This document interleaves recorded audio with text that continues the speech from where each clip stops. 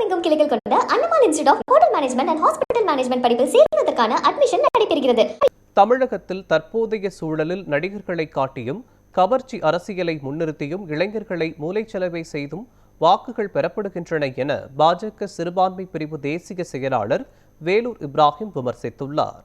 கிருஷ்ணகிரியில் செய்தியாளர்களுக்கு பேட்டியளித்த அவர், தாவேக ஆட்சிக்கு வந்ததால் தமிழகம் முழுவதும் பெண்களுக்கு அரசு பேருந்துகளில் இலவச பயணம் என்ற வாக்குறுதி இன்னும் நிறைவேற்றப்படவில்லை என கூறினார்.